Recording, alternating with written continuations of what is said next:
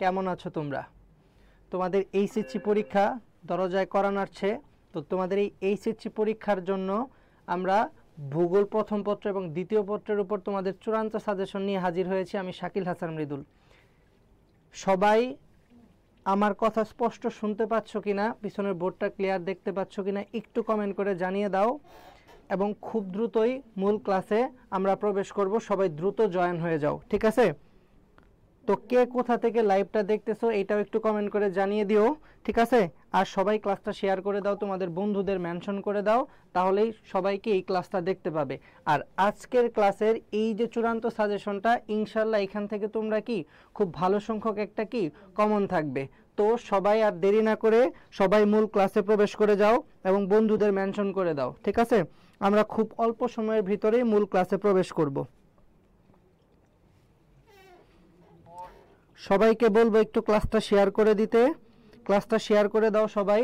আর যারা ক্লাসটা শেয়ার করে দিবে, এই যে আজকে আমাদের সাজেশন ফাইনাল চূড়ান্ত সাজেশন যে পিডিএফটা রয়েছে, এইটার সাথে কিছু এমসিকিউ তোমাদের সাজেশন আকারে রয়েছে, সেই পিডিএফটা তোমরা কি পেয়ে যাবে, ঠিক আছে? তো সবাই ক্লাসটা শেয়ার করে দাও এবং বন্ধুদের মেনশন করে দাও। আজকের এই সাজেশন থেকে ইনশাল্লাহ তোমরা প্রশ্নগুলো সর্বোচ্চ সংখ্যক কমন পাবে, ঠিক আছে? তো আর দেরি না করে সবাই ক্লাসটা শেয়ার করে দাও এবং বন্ধুদের মেনশন করে দাও। আমরা খুব অল্প সময়ের ভিতরেই মূল ক্লাসে প্রবেশ করব, ঠিক আছে?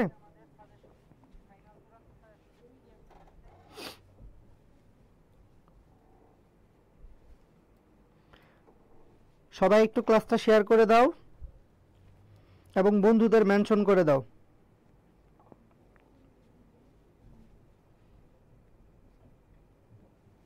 আমরা খুব অল্প সময়ের ভিতরে মূল ক্লাসে প্রবেশ করব। আর এই যে আমাদের চূড়ান্ত সাজেশনটা প্রথম পত্র, দ্বিতীয় পত্র এবং সাথে কিছু এমসিকিউ রেখেছি, এই সাজেশন থেকে ইনশাল্লাহ তোমরা কি সর্বোচ্চ সংখ্যক কমন পাবে। আর যারা ক্লাসটা শেয়ার করবে তারা অবশ্যই এই পিডিএফটা ফ্রিতে পেয়ে যাবে, ঠিক আছে? এবং এইটা ফলো করলে ইনশাল্লাহ তোমার এইচএসসি পরীক্ষায় ভূগোল সাবজেক্টে A+ সুনিশ্চিত হবে, ঠিক আছে? যারা আমাদের আগের ক্লাসগুলোও করেছিলে তাদের জন্য তো আরো সহায়ক হবে, ঠিক আছে? তো আর দেরি না করে আমরা মূল ক্লাসে প্রবেশ করব। আজকে আমরা এই যে সাজেশনটা দিব এবং গুরুত্বপূর্ণ যে পয়েন্টগুলো, এইগুলো কি আমি আলোচনা করে দিব। এইটা থেকেও তোমরা পরীক্ষায় খুব ভালো সংখ্যক একটা কি কমন পাবে, ঠিক আছে? সবাই তোমাদের বন্ধুদের একটু মেনশন করে দাও এবং ক্লাসটা বারবার বলতেছি শেয়ার করে দাও, তাহলে হচ্ছে কি সবাই এই ক্লাসটা কি দেখতে পাবে, ঠিক আছে? হ্যাঁ, অনেককেই দেখতে পাচ্ছি তোমরা ক্লাসে যুক্ত হয়েছো। তোমাদের বন্ধুদের একটু মেনশন করে দাও যেন তারা কি ক্লাসটাতে যুক্ত হতে পারে, ঠিক আছে? তো আমরা আজকে শুরু করব হচ্ছে কি ভূগোল প্রথম পত্র দিয়ে। এই ভূগোল প্রথম পত্র দিয়ে আমরা হচ্ছে কি সাজেশনে শুরু করব এবং কোন অধ্যায়ের কোন পার্টটুকু গুরুত্বপূর্ণ, কোনটুকু না পড়লেই নয়, এইটা তোমরা কি খুব সুন্দর করে আজকে ক্লাসে বুঝতে পারবে, ঠিক আছে? যারা ক্লাসটা শেয়ার করবে তারা অবশ্যই হচ্ছে কি এই পিডিএফটা ফ্রিতে পেয়ে যাবে, ঠিক আছে? তো দেখো, আজকে আমাদের যে শর্ট সিলেবাসটা রয়েছে ভূগোলের, এইটার কোন পার্টটুকু গুরুত্বপূর্ণ এগুলো কি আমি আলোচনাও করে দিব এবং তোমাদের কি মার্ক করে দিব। এই পয়েন্টগুলো থেকে প্রশ্ন বেশি আসতে পারে, ঠিক আছে? তো আমাদের দ্বিতীয় অধ্যায় হচ্ছে কি পৃথিবীর গঠন।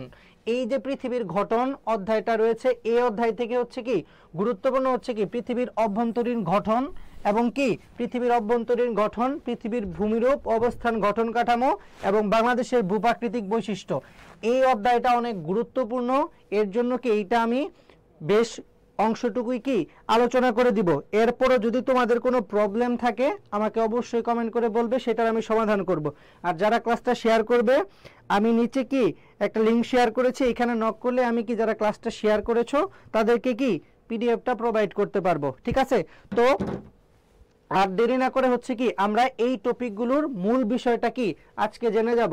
আমরা এই পৃথিবীর অভ্যন্তরীণ গঠন আমরা জানি হচ্ছে কি এই গঠনটা মূলত হচ্ছে কি তিন ধরনের কি কি তিন ভাগে বিভক্ত: অশ্বমণ্ডল, গুরুমণ্ডল আর হচ্ছে কি কেন্দ্রমণ্ডল। কোনটার অবস্থান আমি কি আগের ক্লাসে তোমাদের এরকম করে কি চিত্র এঁকে পড়িয়েছিলাম। অশ্বমণ্ডল, গুরুমণ্ডল আর হচ্ছে কি কেন্দ্রমণ্ডল। যারা ক্লাসটি করেছো আগের তারা কি এই বিষয়ে খুব স্পষ্ট একটা কি ধারণা পেয়েছো তোমরা। তাহলে এই অশ্বমণ্ডল, গুরুমণ্ডল এবং কেন্দ্রমণ্ডল, অশ্বমণ্ডলটা হচ্ছে কি একদম উপরের যে স্তরটা রয়েছে এটাকে বলা হয় কি অশ্বমণ্ডল, এইটাকে আবার দুইটা ভাগে বিভক্ত করা হয়েছে, একটা হচ্ছে কি সীমা আর একটা হচ্ছে কি শিয়াল। এই শিয়াল স্তরে হচ্ছে কি, শিয়াল স্তরে কি বেশি, এইটা আমরা খুব ভালো করে কি আগের ক্লাসটায় কি সুন্দর করে পড়েছিলাম যে সীমা স্তরে কি বেশি, সীমা স্তরে সিলিকন আর হচ্ছে কি ম্যাগনেসিয়াম, শিয়াল স্তরে হচ্ছে কি অ্যালুমিনিয়াম আর সিলিকন। শিয়াল, এই যে অপশনগুলো আমরা পড়েছিলাম সীমা, শিয়াল, তারপরে হচ্ছে কি এই যে তিনটা গঠন ভাগ, অশ্বমণ্ডল, গুরুমণ্ডল, কেন্দ্রমণ্ডল, এটা সম্পর্কে বিস্তর জানবো। আর তারপর হচ্ছে যতটা হচ্ছে কি গভীরের দিকে যাওয়া যাবে তত কি হচ্ছে কি তাপমাত্রা বৃদ্ধি পাবে। 1 ডিগ্রি প্রতি 1 কিলোমিটারের জন্য 30 ডিগ্রি সেলসিয়াস করে কি তাপমাত্রা বৃদ্ধি পাবে। ঠিক আছে, 1 কিলোমিটারের জন্য 30 ডিগ্রি সেলসিয়াস করে তাপমাত্রা কি বৃদ্ধি পাবে যত নিচের দিকে যাওয়া যাবে। তাহলে আমরা কি জানলাম এখান থেকে, যে পৃথিবীর অভ্যন্তরীণ গঠন হচ্ছে 3 ধরনের, অশ্বমণ্ডল, গুরুমণ্ডল আর হচ্ছে কি কেন্দ্রমণ্ডল। আর অশ্বমণ্ডলটা হচ্ছে একদম উপরের স্তর।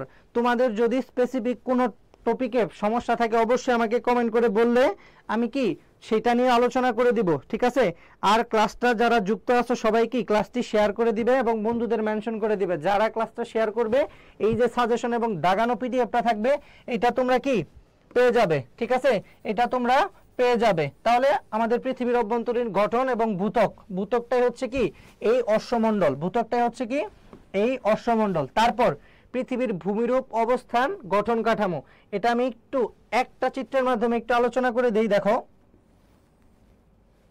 একটা চিত্রের মাধ্যমে আলোচনা করে দিচ্ছি, দেখো এইটা দেখলে ক্লিয়ার হয়ে যাবে তোমরা।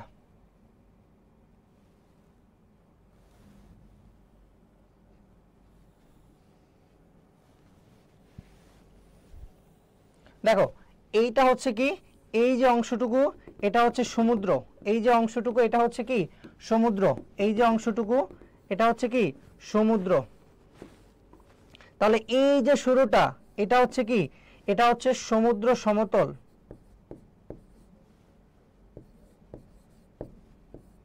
সমুদ্র, এটা হচ্ছে কি সমুদ্র সমতল, এই যে রেখা বরাবর এটা হচ্ছে কি সমুদ্র সমতল। তারপর এই যে অংশটুকু এটা হচ্ছে কি, এই যে অংশটুকু এটা হচ্ছে কি সমভূমি, এই যে অংশটুকু এটা হচ্ছে কি সমভূমি। তারপর এই যে অংশ এটা হচ্ছে কি পাহাড়। আর ভূগোল পরীক্ষায় তোমরা অবশ্যই হচ্ছে কি চিত্রকে প্রাধান্য দিবে, কারণ হচ্ছে কি তোমাদের উপস্থাপনাটা কতটা অন্যের থেকে ভিন্ন এটা হচ্ছে সব থেকে গুরুত্বপূর্ণ। কি কারণে, কারণ সবাই কি গদবাধা শুধু কি লিখে যায় পরীক্ষায়, মানে সৃজনশীলের ক্ষেত্রে সবাই লিখে যায়, কিন্তু তোমরা যদি কি করো এই প্রশ্নগুলো যদি চিত্রের সাহায্যে উপস্থাপন করো তাহলে হচ্ছে কি এই প্রশ্নগুলো যাদের কোনো প্রশ্ন রয়েছে অবশ্যই তোমরা কমেন্ট করে বলবে, অবান্তর কমেন্ট করার কোনো দরকার নেই। ঠিক আছে, তো যেটা বলতেছিলাম, তো এই যে বললাম, এই যে প্রশ্ন বললাম এটা হচ্ছে কি পাহাড়, এটা হচ্ছে পাহাড়। তারপর এই যে অংশটুকু এটা হচ্ছে কি মালভূমি। আমি যেটা বলতেছিলাম যে তোমরা অবশ্যই হচ্ছে কি চিত্রকে প্রাধান্য দিবে। ঠিক আছে, চিত্রকে প্রাধান্য দিবে অনেক বেশি। যেই সৃজনশীলের চিত্রটা যায় অবশ্যই সেখানে কি চিত্র দিয়ে বর্ণনা করবে, তাহলেই দেখবে যে এই সৃজনশীলে তোমার মার্ক অনেক বেশি থাকবে। ঠিক আছে, তো ভূমিরূপ পরিবর্তনের ক্ষেত্রে যেটা বললাম এই তিনটায় বিশ্লেষণ করে পরীক্ষা আসে বেশিরভাগ সময়। তারপর হচ্ছে কি বাংলাদেশের বা পৃথিবীর যে ভূমির গঠন কাঠামো এটা খুবই গুরুত্বপূর্ণ। দেখো পৃথিবীর ভূমিরূপ এবং গঠন কাঠামো এখান থেকে যে জায়গা থেকে প্রশ্ন সেটাও কি আমি একটু আলোচনা করে দিচ্ছি। এটা হচ্ছে মালভূমি, তারপর এটা হচ্ছে কি পর্বত, আর উপরেরটা হচ্ছে কি একদম পর্বত শৃঙ্গ। ঠিক আছে, এই হচ্ছে কি কোনটা সমুদ্র সমতল, কোনটা সমভূমি, কোনটা মালভূমি, পাহাড়। তোমরা কি ক্লিয়ার হয়েছো? এর মাঝে পরীক্ষা আসে হচ্ছে কি পাহাড় পর্বতের প্রকারভেদ। এই যে পর্বতের প্রকারভেদগুলো যেমন হচ্ছে কি ক্ষয়জাত পর্বত, ল্যাকলিত পর্বত, তারপর হচ্ছে কি আগ্নেয় পর্বত। এই পর্বতগুলোর যে পার্থক্যগুলো আছে পরীক্ষায় এরকম করে চিত্র দিয়ে তোমাকে বলবে এই যে পর্বতের চিত্রটা দেওয়া এটা কি ধরনের পর্বত, এটা হচ্ছে কি এটা হচ্ছে ল্যাকলিত পর্বত, এটা হচ্ছে কি ল্যাকলিত পর্বত। এই যে পর্বতগুলোর শ্রেণী বিভাগ এইভাবে প্রশ্ন আসতে পারে পরীক্ষায়। আর হচ্ছে কি কোনটাকে কি বোঝাচ্ছে এই অংশটুকু এইভাবে চিত্র দিয়েও কি পরীক্ষায় দিতে পারে। ঠিক আছে, তোমরা যারা ক্লাসটায় যুক্ত আছো সবাই ক্লাসটা কি শেয়ার করে দাও, ঠিক আছে? ক্লাসটা শেয়ার করে দাও। যারা ক্লাসটা শেয়ার করবে তারা অবশ্যই হচ্ছে কি এই যে দাগানো সাজেশন, ফাইনাল সাজেশন পিডিএফটা এটা তোমরা পেয়ে যাবে, ঠিক আছে? তাহলে দেখো আমরা কি দেখলাম, এখানে হচ্ছে কি পৃথিবীর অভ্যন্তরীণ গঠন ব্যাখ্যা, সেটা আমরা ব্যাখ্যা করেছি, এইটুকু পড়লে এনাফ, ঠিক আছে? তারপর হচ্ছে পৃথিবীর ভূমিরূপ অবস্থান, গঠন কাঠামো, এবং এইটা থেকে আরেকটা জায়গা থেকে প্রশ্ন হয় কিভাবে, দেখো এই যে পুরো পৃথিবীটা রয়েছে, আমাদের পৃথিবীটা রয়েছে, এই পৃথিবীর কোন অঞ্চলে মালভূমি, কোন অঞ্চলে পর্বত, কোন অঞ্চলে হচ্ছে কি পাহাড়, এটা থেকেও কি প্রশ্ন আসে পরীক্ষায়। দেখো এটা তো আমাদের পৃথিবী,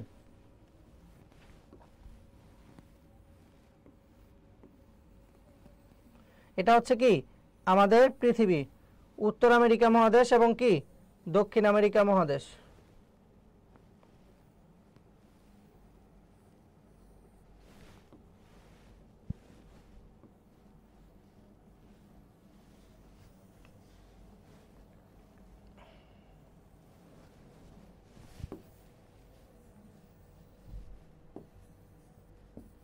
এটা হচ্ছে কি আমাদের পুরো পৃথিবী, এই পৃথিবীর কোন অঞ্চল জুড়ে কি বিস্তৃত, পরীক্ষায় কিন্তু এভাবে প্রশ্ন আসে যে হচ্ছে এই অংশটুকু হচ্ছে কি মালভূমি না এই অংশটুকু পর্বত, এই অঞ্চলগুলো পরীক্ষায় আসে, ঠিক আছে?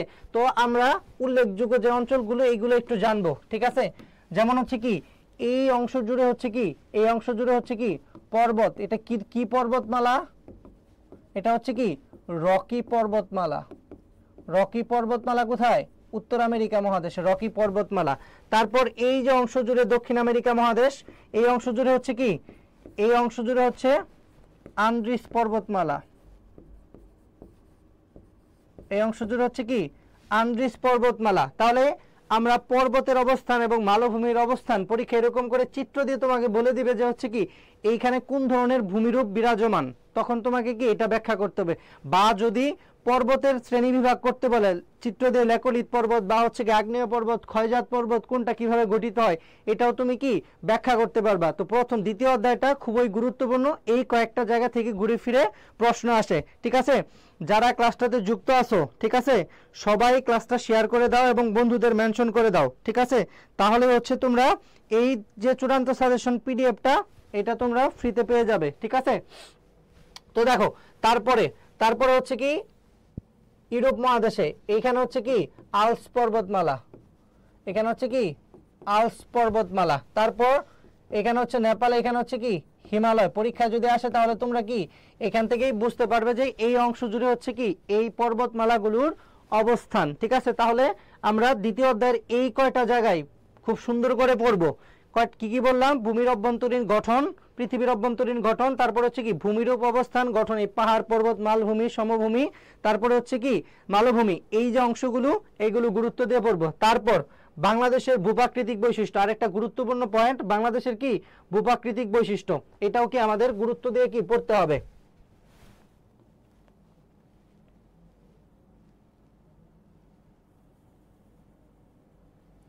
সবাই মনোযোগ দিয়ে দেখো, তাহলে হচ্ছে কি রিভিশন হয়ে যাবে, কারণ এখন তো তোমাদের নতুন করে পড়ার কিছু নেই, সবাই কি এগুলো পড়ে ফেলেছো, এখন জাস্ট রিভিশন দিচ্ছ।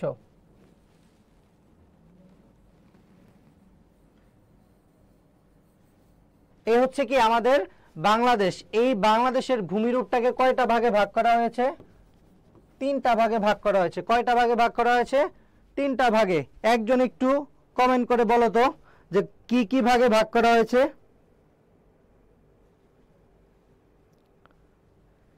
একজন একটু বলো তো কি কি ভাগে ভাগ করা হয়েছে, এই ভূমিরূপটাকে কি কি ভাগে ভাগ করা হয়েছে। তোমরা যারা কমেন্ট করতেছো বা ক্লাসটাতে যুক্ত আছো একটু কমেন্ট করে বলো যে কয়টা ভাগে ভাগ করা হয়েছে, এই তিনটা ভাগ কি কি ভাগে, ঠিক আছে? একটু কমেন্ট করে বলো, তারপর তোমরা না বললে আমি উত্তর করে দিব। একজন একটু বলো তো কয়টা ভাগে ভাগ করা হয়েছে, যে তিনটা ভাগে কি কি ভাগে ভাগ করা হয়েছে। একজন একটু বলো। এই বাংলাদেশের ভূপ্রাকৃতিক বৈশিষ্ট্য, এটা কিন্তু পরীক্ষা আসে, খুবই গুরুত্বপূর্ণ একটা পার্ট, ঠিক আছে? একজন একটু বলো যে এই অংশটুকু কোন কোন অঞ্চল জুড়ে বা হচ্ছে কি এই তিনটা ভাগ কি কি, আমি তো পরে অবশ্যই বলে দিব, ঠিক আছে? একজন একটু বলো, যারা যুক্ত আছো একটু বলো কমেন্ট করে। এখন তোমাদের পরীক্ষা রয়েছে কি আর বেশি দিন নয়, 7-8 দিন মনে হয় পরীক্ষা রয়েছে, এই সময় তোমাদের এই প্রশ্নের উত্তরগুলো কি সবারই পারা উচিত, ঠিক আছে? কারণ এই সময়ের পর আর তো পরীক্ষার হলে লেখার পর তো আর তোমার পড়ার কিছু থাকবে না, ঠিক আছে? তো আমি বলে দিচ্ছি, ওকে? তো এই তিনটা ভাগ কি কি? টারশিয়ারি যুগের পাহাড়সমূহ, প্লাইস্টোসিন কালের সোপানসমূহ, আর হচ্ছে কি সাম্প্রতিক কালের প্লাবন সমভূমি। কি কি বললাম? টারশিয়ারি যুগের পাহাড়সমূহ, টারশিয়ারি যুগের পাহাড়, টারশিয়ারি যুগের পাহাড়,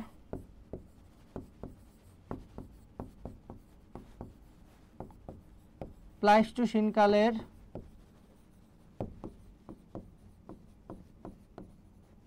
সোপানসমূহ,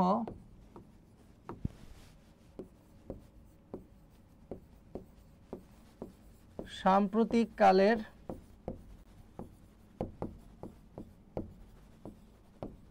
প্লাবন সমভূমি।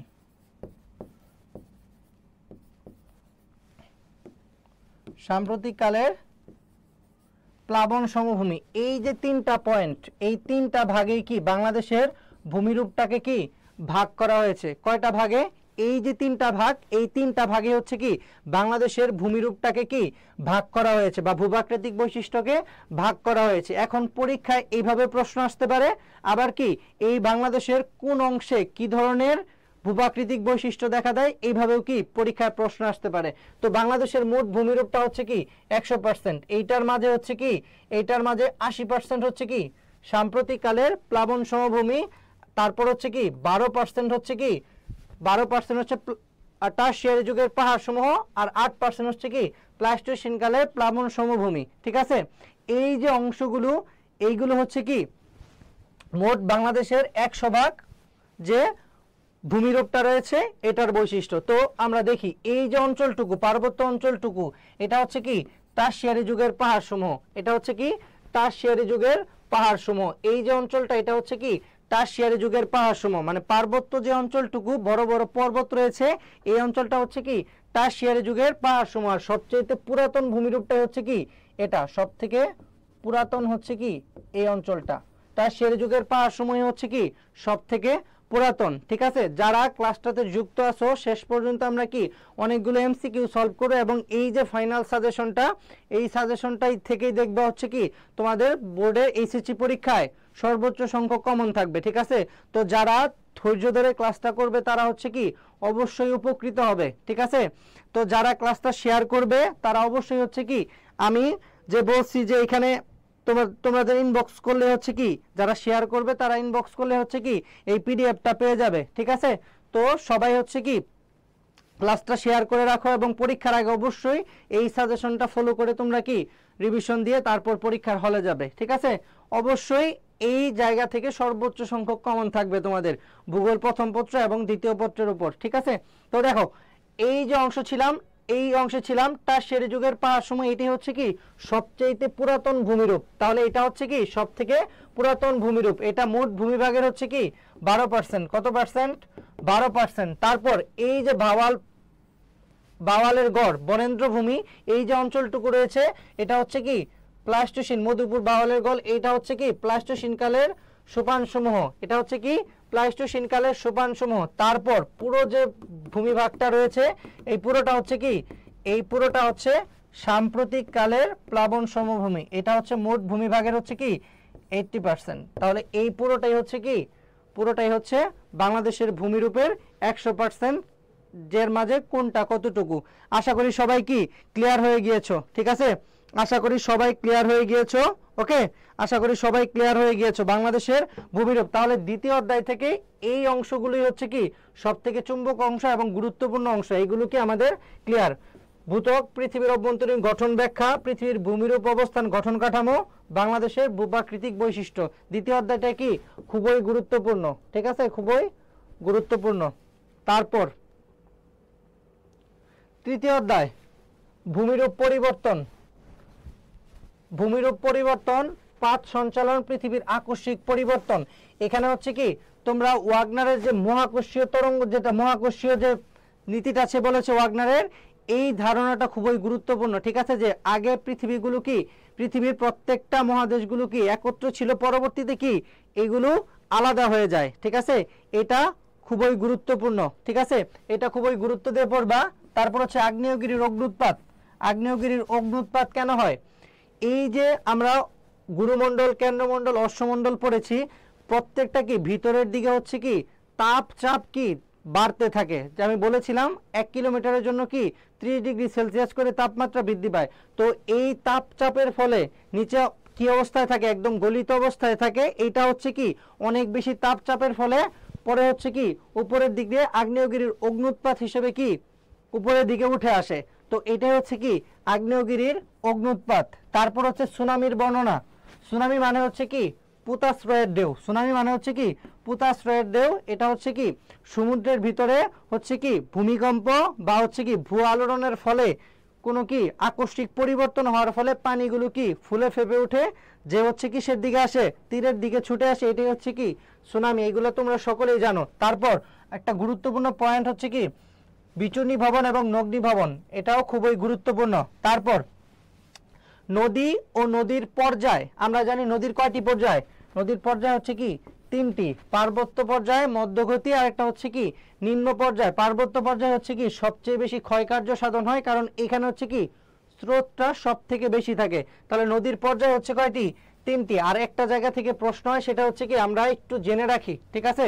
নদীর যে বিষয়গুলো থেকে প্রশ্ন হয় পরীক্ষায়, সেইগুলো আমরা একটু কি জেনে রাখি। কোন জায়গা থেকে দেখো একটু, শাখা নদী, উপনদী, নদীর কোন পর্যায়কে কি বলা হয়, এখান থেকে পরীক্ষায় প্রশ্ন আসে। এটা একটা নদী এঁকে বেঁকে চলতেছে, ঠিক আছে, এটা একটা নদী এঁকে বেঁকে চলতেছে। আরেকটা উৎস থেকে একটা নদী উৎপন্ন হয়ে এই নদীতে মিশে গেল। এই নদীর স্রোতটা এইভাবে বইতেছিল, এই স্রোতের সাথে মিশে গেল। তাহলে এই নদীর সাপেক্ষে এটা হচ্ছে কি নদী? এটা হচ্ছে উপনদী। কি নদী এটা? উপনদী। উপনদী, নদীর যে বিষয়গুলো থেকে প্রশ্ন আসে আমরা খুব গুরুত্ব দিয়ে এটা পড়বো, ঠিক আছে। নদীর যে বিষয়গুলো থেকে প্রশ্ন আসে এটা খুব গুরুত্ব দিয়ে আমরা পড়বো, ওকে। তো দেখো এটা খুব গুরুত্ব দিয়ে পড়বো। তোমাদের কোনো প্রশ্ন থাকলে অবশ্যই হচ্ছে কি তোমরা আমাকে কমেন্ট করে জানাবে যে এই বিষয়টা নিয়ে তোমাদের সমস্যা রয়েছে, ঠিক আছে, এই বিষয়টা নিয়ে তোমাদের সমস্যা রয়েছে। অবশ্যই আমি কি সেটা নিয়ে আলোচনা করব, ঠিক আছে, যদি কারো প্রশ্ন থাকে। আর সবাই হচ্ছে কি ক্লাসটা শেয়ার করে রাখো তোমাদের টাইমলাইনে, তাহলে হচ্ছে কি এই যে পিডিএফটা, এইটা কি তোমার আর লিখতে হবে না, তুমি কি এই পিডিএফটা ফ্রিতে পেয়ে যাচ্ছ। আর পিডিএফ পাওয়ার জন্য তোমাদের কি করতে হবে, এই ক্লাসটি শেয়ার করে তোমরা হচ্ছে কি আমি যে লিঙ্কটা দিয়েছি এখানে ইনবক্স করলেই কি তোমরা এই পিডিএফটা পেয়ে যাবে, ঠিক আছে, তোমরা এই পিডিএফটা পেয়ে যাবে, ওকে।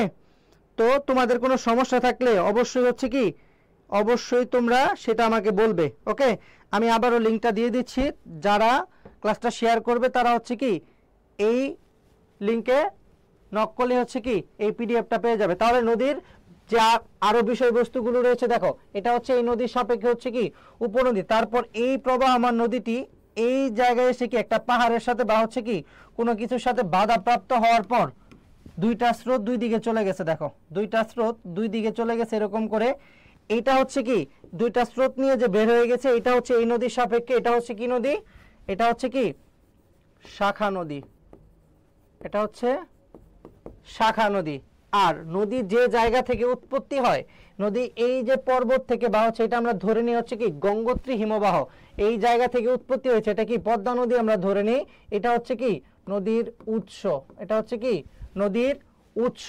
তারপর এই যে অংশটুকু দুই বা ততোধিক নদী এসে একত্রিত মিলিত হয়, এটা হচ্ছে কি নদী সঙ্গম, এটা কি বলা হয় নদী সঙ্গম। এই যে অংশটুকু এইটুকুকে বলা হয় কি নদী সঙ্গম। তারপর এই যে দুইটা নদীর মধ্যবর্তী ভূমি, এটা হচ্ছে কি এটা হচ্ছে দোয়াব, এটা হচ্ছে কি দোয়াব। তারপর নদীটা হচ্ছে কি একটা সমুদ্রে পতিত হওয়ার যে এই যে জায়গাটুকু, এই জায়গাটুকুকে বলা হয় কি মোহনা, এই জায়গাটুকুকে বলা হয় কি মোহনা, ঠিক আছে। এই যে অংশগুলো, এইগুলো থেকে তোমার একটু ক্লিয়ার ধারণা থাকতে হবে। এই জায়গা থেকেও কি পরীক্ষায় প্রশ্ন আসে, ঠিক আছে, এই জায়গা থেকেও পরীক্ষায় প্রশ্ন আসে। তাহলে তৃতীয় অধ্যায়ে আমাদের গুরুত্বপূর্ণ কি কি নদী, নদীর বিভিন্ন পর্যায়, তারপর বাংলাদেশের নদী ভাঙ্গন এবং নদী ব্যবস্থা।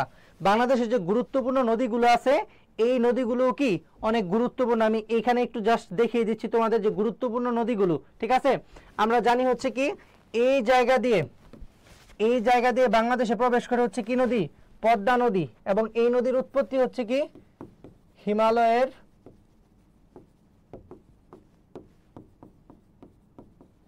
গঙ্গোত্রী হিমবাহ থেকে।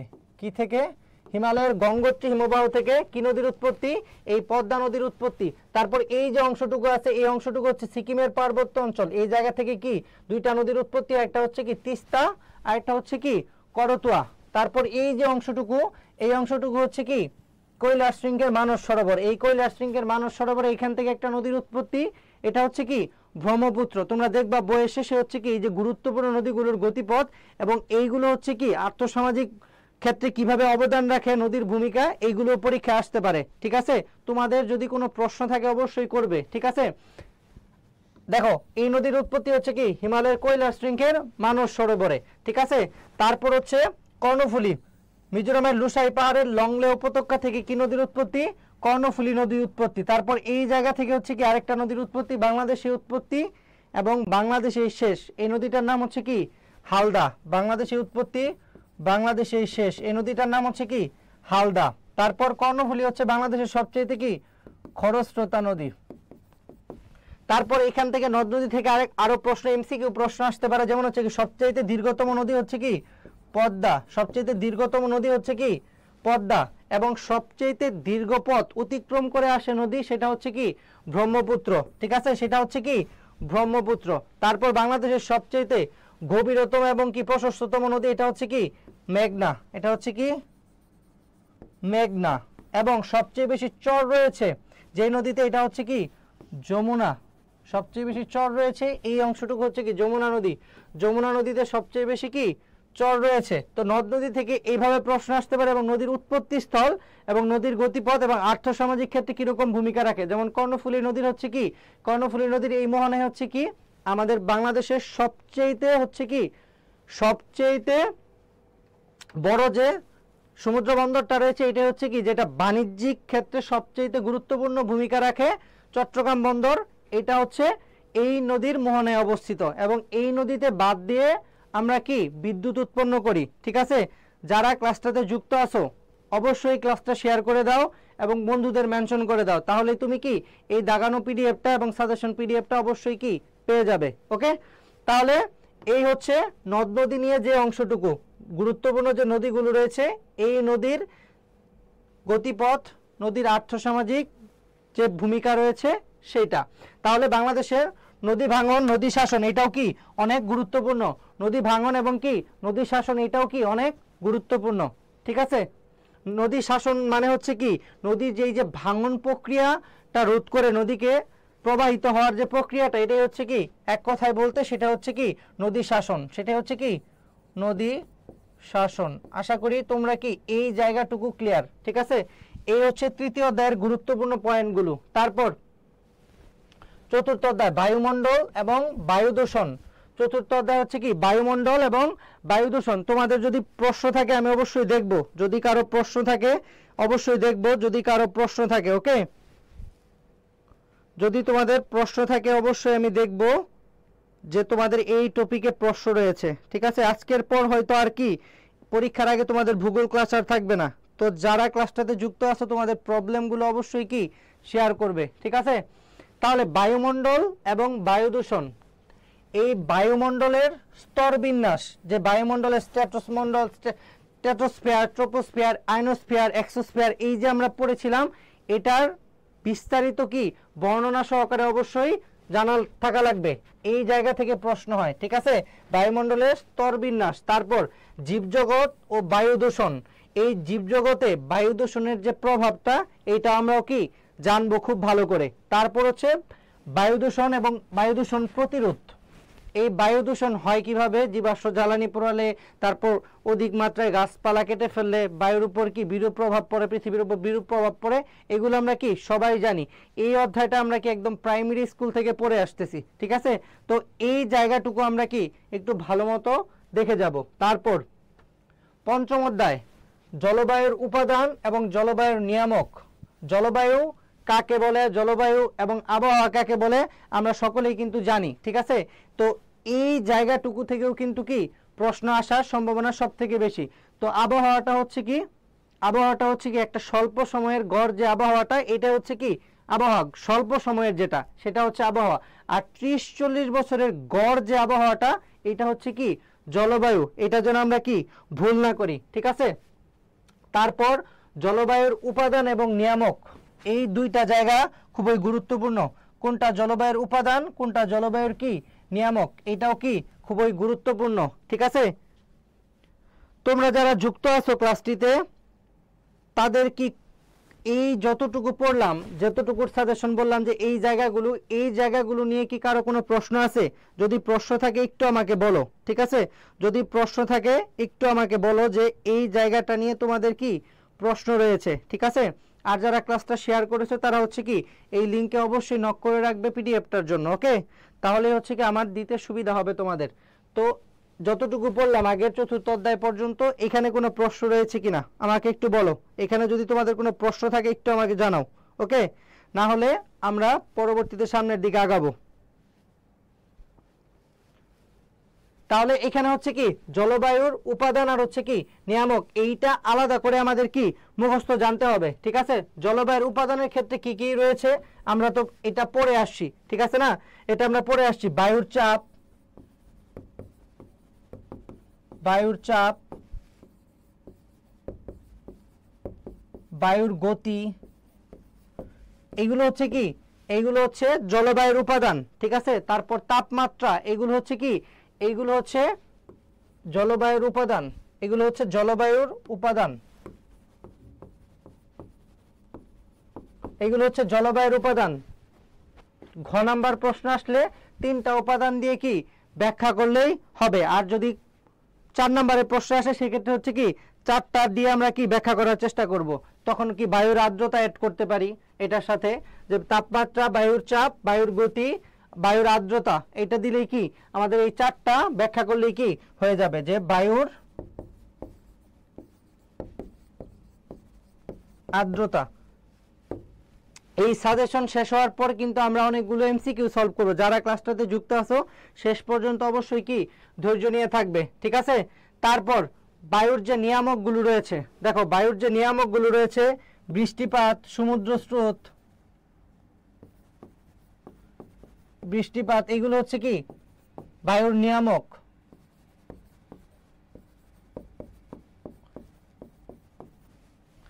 এগুলো হচ্ছে কি বায়ুর নিয়ামক। এই যে অংশগুলো, এইগুলো হচ্ছে কি গুরুত্বপূর্ণ, এই অংশটুকু হচ্ছে কি গুরুত্বপূর্ণ। বায়ুর নিয়ামক কোনগুলো, বায়ুর উপাদান কোনগুলো, এগুলো পরীক্ষা আসে, ঠিক আছে। অক্ষাংশ, উচ্চতা, তারপর হচ্ছে কি সমুদ্র স্রোত, বৃষ্টিপাত, ঠিক আছে। অক্ষাংশ, উচ্চতা, অক্ষাংশ, উচ্চতা, পাহাড়ের অবস্থান, এই সবগুলোই কি গুরুত্বপূর্ণ। পাহাড়ের অবস্থান, এই সবগুলোই কি হচ্ছে জলবায়ুর নিয়ামক, ঠিক আছে। এই সবগুলোই হচ্ছে কি জলবায়ুর নিয়ামক। তারপর তাপবলয়, এই যে আমাদের পৃথিবীটা গোল পৃথিবী, আমাদের পুরো কি এরকম গোল পৃথিবী, এটাকে কি অনেকগুলো কি অক্ষরেখা, দ্রাঘিমা রেখা দ্বারা ভাগ করা হয়েছে না। এই যে নিরক্ষীয় রেখা, এই রেখা থেকে যত হচ্ছে কি দূরে থাকে তত হচ্ছে কি তাপমাত্রা কম থাকে, আর যত হচ্ছে এই নিরক্ষরেখার কাছে, কারণ হচ্ছে কি নিরক্ষরেখার এই অংশটুকুতে হচ্ছে কি সূর্য খারাপভাবে কিরণ দেয়, তাপমাত্রাও যেমন বেশি, এখানে তাপ এবং বৃষ্টিপাতের পরিমাণ হচ্ছে কি বেশি। তো এইটা থেকে যত দূরে, এই যে কনসেপ্টটা, এটাই হচ্ছে কি তাপ বলয়, এবং কি এইটা নিয়েই কি পরীক্ষায় প্রশ্ন হয় অনেক সময়, তাপ বলয়। তারপর হচ্ছে বায়ুর চাপ বলয়, মেঘ ও বৃষ্টিপাত, বৃষ্টিপাতের যে প্রকারভেদগুলো রয়েছে, প্রকারগুলো অনেক গুরুত্ব দিয়ে পড়বে, যেমন শৈলোৎক্ষেপ বৃষ্টিপাত, পরিচলন বৃষ্টিপাত, এইগুলোর প্রকারগুলো খুবই গুরুত্ব দিয়ে পড়বে, এগুলো থেকে পরীক্ষায় প্রশ্ন আসে, ঠিক আছে। তারপর যাই আমরা হচ্ছে কি জলবায়ু অঞ্চল এবং জলবায়ু পরিবর্তন, আরেকটা গুরুত্বপূর্ণ টপিক। এই জায়গা থেকেও কিন্তু পরীক্ষায় প্রশ্ন আসে, ঠিক আছে। এই জায়গা থেকেও পরীক্ষায় প্রশ্ন আসে, ওকে। এই জায়গা থেকেও কিন্তু পরীক্ষায় প্রশ্ন আসে। দেখো জলবায়ুর অঞ্চল এবং জলবায়ুর পরিবর্তন, জলবায়ু অঞ্চল এবং জলবায়ু পরিবর্তন, এই ইস্যুটা নিয়েই কি পৃথিবীতে সবসময় কি অনেক বেশি কনসার্ন থাকে মানুষ। তো এই অংশটাও কি অনেক গুরুত্বপূর্ণ।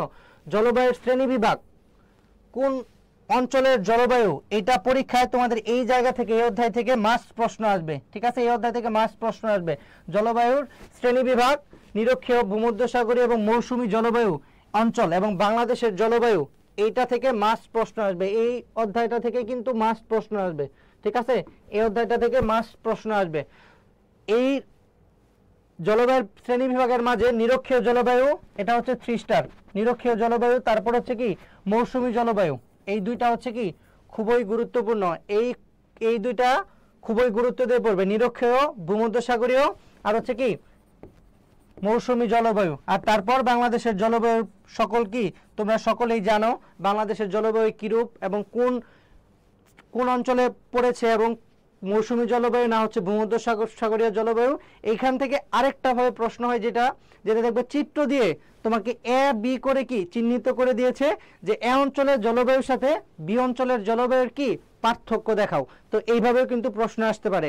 তো আর যারা চিত্র আঁকতে পারো না, এই 7 দিনে একটু হলেও কি বাংলাদেশের মানচিত্র এবং হচ্ছে কি পৃথিবীর কয়েকটা অঞ্চলের মানচিত্র খুব সুন্দর করে শেখার ট্রাই করবে। ঠিক আছে, কারণ তোমার খাতার উপস্থাপনটা যদি একটু চিত্র দিয়ে হয়, অবশ্যই কি তুমি অন্যের থেকে মার্কটা একটু বেশি পাবে।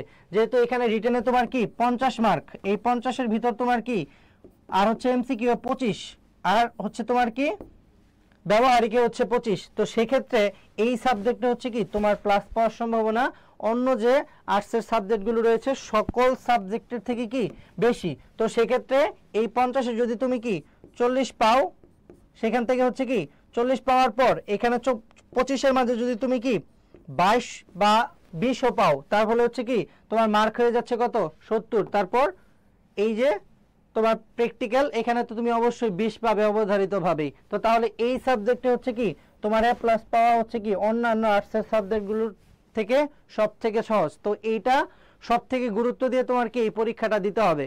তো এই পরীক্ষা গুরুত্ব দিয়ে দিতে গেলে তোমার কি কয়েকটা চিত্র শিখতে হবে। এই চিত্রগুলো তুমি কি খাতায় অবশ্যই অঙ্কন করবে, তাহলে হচ্ছে কি তোমার এই পরীক্ষায় খাতার উপস্থাপনাটা অন্যের থেকে অনেক আলাদা হবে এবং তুমি কি ভালো একটা মার্ক তুলতে পারবে। তারপর 8ম অধ্যায় সমুদ্র স্রোত এবং জোয়ার ভাটা। এই সমুদ্র স্রোতের যে প্রকারভেদগুলো রয়েছে, প্রকারভেদগুলো খুবই গুরুত্ব দিয়ে পড়বে, এবং সাথে হচ্ছে কি জোয়ার ভাটা, এটার যে প্রকারভেদগুলো রয়েছে, যেমন হচ্ছে মুখ্য জোয়ার, গৌণ জোয়ার, মরাকটাল, তেজকটাল, কখন মরাকটাল হয় কখন তেজকটাল হয়, এটাও কি গুরুত্ব দিয়ে পড়বে। আর ওই যে চিত্রটা রয়েছে সূর্য, পৃথিবী এবং হচ্ছে কি একই সূর্য, পৃথিবী, চন্দ্র একই সরলরেখায় থাকলে কি হয়, তারপরে এই যে চিত্রটা, এটা অবশ্যই সুন্দর করে শিখবে। এটা যদি পরীক্ষায় আসে তুমি চিত্র দিতে পারলে কি ফুল মার্ক পাবে। ওকে, তাহলে এই হচ্ছে আমাদের প্রথম পত্রের হচ্ছে কি প্রথম পত্রের চূড়ান্ত সাজেশন। এই জায়গা থেকেই তোমরা কি 5টা প্রশ্ন, তোমার তো 5টা প্রশ্ন লিখতে হবে, ঠিক আছে না, বাকিগুলো তো এক্সট্রা থাকবে। ইনশাল্লাহ সর্বোচ্চ সংখ্যক কমন থাকে, 5টাই তোমরা কি কমন পাবে ইনশাল্লাহ।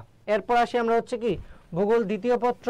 এরপরে আমরা কি যাব হচ্ছে কি ভূগোল দ্বিতীয় পত্রের পরে এমসিকিউ সলিউশনে।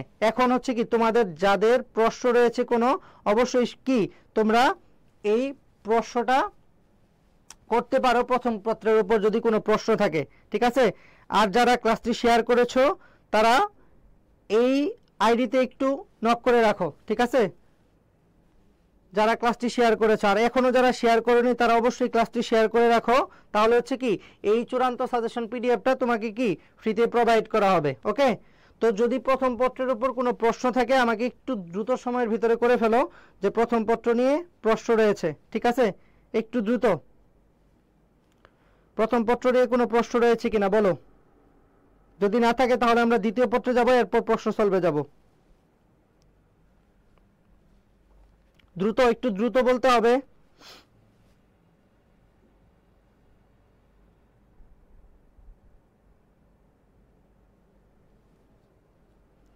একটু দ্রুত বলো সবাই।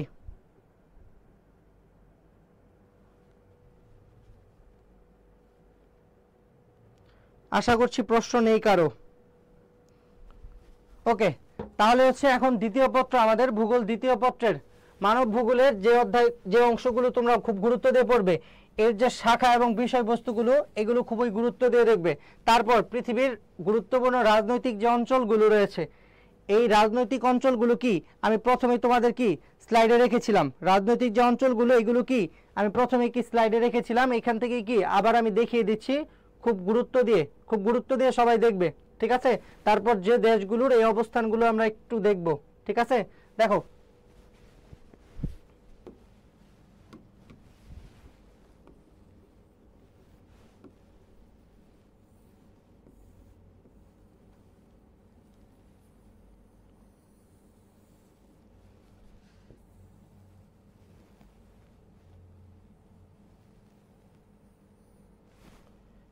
এটা হচ্ছে কি আমাদের ইউরোপ মহাদেশ, এটা হচ্ছে ইউরোপ মহাদেশ। তারপর এই যে অংশটুকু এটা হচ্ছে কি এশিয়া মহাদেশ, এটা অস্ট্রেলিয়া মহাদেশ। তো আমরা জানি পৃথিবীতে হচ্ছে কি এই যে পৃথিবীতে হচ্ছে 7টি মহাদেশ এবং হচ্ছে কি 5টি মহাসাগর। তো 7টি মহাদেশ কি কি? 7টি মহাদেশ আয়তনে সবচেয়ে বড় হচ্ছে কি এশিয়া, তারপর হচ্ছে কি আফ্রিকা, উত্তর আমেরিকা, দক্ষিণ আমেরিকা, তারপর হচ্ছে কি এই নিচে হচ্ছে কি অ্যান্টার্কটিকা, উপরে হচ্ছে কি ইউরোপ, আর সর্বশেষ সবথেকে ছোট হচ্ছে কি এই অস্ট্রেলিয়া মহাদেশ। এবং 5টা হচ্ছে মহাসাগর, দুই সাইডে হচ্ছে কি প্রশান্ত মহাসাগর, এখানে হচ্ছে আটলান্টিক উত্তর দক্ষিণ, আর এই জায়গা জুড়ে হচ্ছে কি ভারত মহাসাগর। তো এই কতটি মহাদেশ কতটি মহাসাগর এগুলো কি আমরা সকলেই জানি। এখন গুরুত্বপূর্ণ যে অঞ্চলগুলো, রাজনৈতিক অঞ্চলগুলো সবচেয়ে গুরুত্ব বহন করে যে অঞ্চলগুলো, এগুলো সম্পর্কে আমাদের কি একটু ধারণা রাখতে হবে, ঠিক আছে। আমরা যেখানে বসবাস করি এই অংশটুকুতে আমরা বসবাস করি, এটা হচ্ছে কি দক্ষিণ এশিয়া অঞ্চল। দক্ষিণ এশিয়া অঞ্চলের দেশ কি কি? দক্ষিণ এশিয়া অঞ্চলের দেশ হচ্ছে কি আফগানিস্তান, পাকিস্তান, ইন্ডিয়া, নেপাল, ভুটান, বাংলাদেশ, শ্রীলঙ্কা, আর হচ্ছে কি মালদ্বীপ। এই দেশগুলো হচ্ছে কি এখানে 8টা দেশের অবস্থান, এখানে হচ্ছে কি 8টা দেশ। যেহেতু আমরা এই অঞ্চলে বসবাস করি এইটা সম্পর্কে কি আমাদের একটা স্পষ্ট ধারণা থাকা দরকার। এটা হচ্ছে কি দক্ষিণ এশিয়া অঞ্চল। তারপর হচ্ছে কি এই যে অঞ্চলটুকু এটা হচ্ছে কি মধ্যপ্রাচ্য অঞ্চল, যেখানে সবসময় কি সংঘাত লেগেই থাকে। এই যে এখন হচ্ছে ইসরায়েল ইরান নিয়ে এত সংঘাত, এখানে হচ্ছে ইসরায়েল, এই উপরে এখানে হচ্ছে কি ইরান, ইসরায়েল ইরান, তারপরে এখানে হচ্ছে কি সিরিয়া লেবানন, তারপরে এখানে জর্ডান, সৌদি আরব, এখানে হচ্ছে কি ওমান, এখানে হচ্ছে আরব আমিরাত, কাতার, কুয়েত, বাহরাইন, আর হচ্ছে কি ইরাক। এই দেশগুলো হচ্ছে কি মধ্যপ্রাচ্য। তো রাজনৈতিক অঞ্চল বলতে আমরা কি এই যে অঞ্চলগুলো বুঝি, যদি চিত্র আঁকতে পারি তো ভালো কথা, চিত্র এঁকে জাস্ট বর্ণনা করে দিব এই অঞ্চল দেশটার এখানে অবস্থান। রাজনৈতিক ভাবে হচ্ছে কি তারা এইরকম প্রভাব বিস্তার করে। প্রথমে দেখলাম আমরা কি দক্ষিণ এশিয়া, তারপর হচ্ছে কি মধ্যপ্রাচ্য, তারপর সবচেয়ে উন্নত যে মহাদেশ বলা হয় ইউরোপ। এই ইউরোপ মহাদেশের যে গুরুত্বপূর্ণ দেশগুলো এখানে হচ্ছে কি, এখানে হচ্ছে ইউকে, এই অংশটুকু জুড়ে হচ্ছে ইউকে, এখানে হচ্ছে ফ্রান্স, গুরুত্বপূর্ণ যে দেশগুলো ইউকে ফ্রান্স। তারপর এই যে অঞ্চল জুড়ে পুরো বৃহৎ দেশটা এটা হচ্ছে কি রাশিয়া, এটা হচ্ছে রাশিয়া। তারপর এই যে অংশটুকু জুড়ে এই অংশটুকু হচ্ছে কি ইউএসএ, এই অংশটুকু ইউএসএ, উপরে হচ্ছে কি কানাডা, ঠিক আছে। তো এই অঞ্চলগুলো সম্পর্কে কি আমরা খুবই কি গুরুত্ব দিব যে কোন দেশটা কোন অঞ্চলে অবস্থিত এবং রাজনৈতিকভাবে কিভাবে তারা কি প্রভাব বিস্তার করে। তারপর এই অঞ্চলটুকু হচ্ছে কি এখানে হচ্ছে কি উত্তর কোরিয়া আর হচ্ছে কি দক্ষিণ কোরিয়া, তারপর এখানে হচ্ছে কি জাপান। এই যে দেশগুলো এইগুলোর বর্ণনায় কি আমাদের বইয়ে রয়েছে এবং এইগুলো হচ্ছে কি আমাদের জন্য গুরুত্বপূর্ণ, ঠিক আছে। এই যে বর্ণনায় আমরা পড়লাম যে পৃথিবীর প্রধান রাজনৈতিক অঞ্চলগুলো হচ্ছে কি এই অঞ্চল এবং মহাদেশ এবং কি দেশ, কোন মহাদেশের কোন দেশটা সব থেকে বেশি গুরুত্বপূর্ণ এবং কোনটা বৃহৎ এটা আমরা দেখব। তারপর ভারত তো আমরা দেখলাম দক্ষিণ এশিয়া অবস্থিত ভারত, তারপর দক্ষিণ কোরিয়া, উত্তর কোরিয়া, জাপান, যুক্তরাষ্ট্র। এই দেশগুলো হচ্ছে কি কয়টা অঙ্গরাজ্য নিয়ে, যেমন ভারত হচ্ছে কি 29টি অঙ্গরাজ্য নিয়ে, যুক্তরাষ্ট্র হচ্ছে কি 50টি অঙ্গরাজ্য নিয়ে, এবং কখন স্বাধীনতা লাভ করে, এদের সরকার ব্যবস্থা কেমন, এই দেশটার রাজনীতিতে কিভাবে প্রভাব বিস্তার করে এইগুলো আমরা জানবো। এবং এগুলো কি উৎপাদনে সবচেয়ে গুরুত্বপূর্ণ এবং কি রপ্তানিতে, এইগুলো আমরা কি জেনে যাব, তাহলেই হবে। তারপর বাংলাদেশের ভৌগোলিক এবং প্রশাসনিক অঞ্চল, এটা আমাদের কি জানতেই হবে, বাংলাদেশের ভৌগোলিক এবং কি প্রশাসনিক অঞ্চল। দেখো বাংলাদেশের ভৌগোলিক অবস্থান আমরা জানি কি 20 ডিগ্রি 34 মিনিট উত্তর অক্ষরেখা থেকে 26 ডিগ্রি 38 মিনিট উত্তর অক্ষরেখা পর্যন্ত, এটা হচ্ছে কি অক্ষরেখায়। তারপর 88 ডিগ্রি 1 মিনিট পূর্ব দ্রাঘিমা থেকে 92 ডিগ্রি 41 মিনিট পূর্ব দ্রাঘিমা রেখা পর্যন্ত। এটা হচ্ছে কি বাংলাদেশের ভৌগোলিক অবস্থান, ঠিক আছে। তারপর এটা ছাড়া হচ্ছে কি এটা আমাদের বাংলাদেশ, বাংলাদেশের কোথায় কি রয়েছে এটা কি আমাদের প্রশাসনিক অঞ্চল সহ আমাদের অবশ্যই কি জানা উচিত।